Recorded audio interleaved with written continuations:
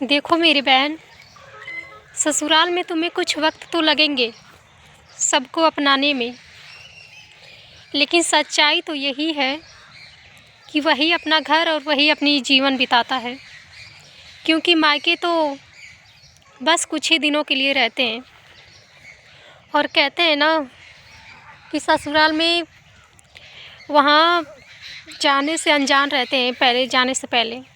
तो इसलिए हर किसी को जानने में, पहचानने में थोड़े वक्त तो लगते हैं।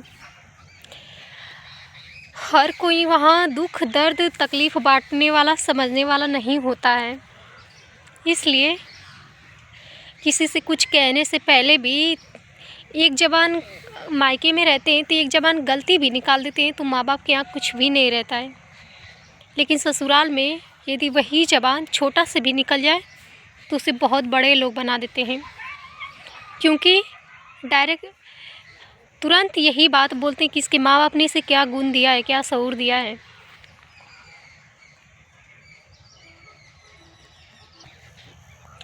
और कहते हैं ना कि वहाँ पे हर तकलीफ़ समझने के लिए, दर्द समझने के लिए वहाँ माँ और बाप नहीं होते हैं कि जो आप कोई भी ज़िद कर सकते हो या फिर उनसे कुछ कह सकते हो, मांग सकते हो। यदि पति अच्छे हो तो आप सब दर्द बांट सकते हो अपने पति से। यदि पति ही अच्छा नहीं रहा तो फिर लोगों का क्या है। इसलिए यदि ससुराल में रहना है तो सबसे पहले आप उस शख्स से शादी करो कि जो अपनी पत्नी का रिस्पेक्ट करता हो। क्योंकि ससुराल में एक पति ही होता है जो सबसे पहले होता है और हर दुख, हर तकलीफ़ उससे हम बांट सकते हैं।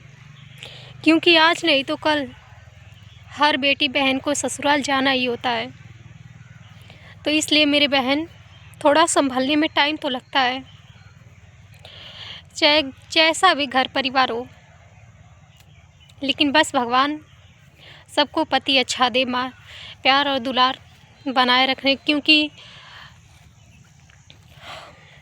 हमें किसी और से कोई मतलब नहीं, सबसे बड़ पति होता है एक साथ देने वाला। क्योंकि ससुराल में जब हम अनजान होकर जाते हैं वहाँ पे कोई नहीं रहता है हमारा कहने के लिए, कोई भी नहीं। सास तो सास ही होती है, ननद तो ननद ही होती है। इसलिए जैसा जो परिवार रहता है उसमें वैसा ढलना पड़ता है। सही लगे यदि हमारी वीडियो तो लाइक सब्सक्राइब कीजिएगा, हो सके तो चैनल को शेयर भी कीजिएगा।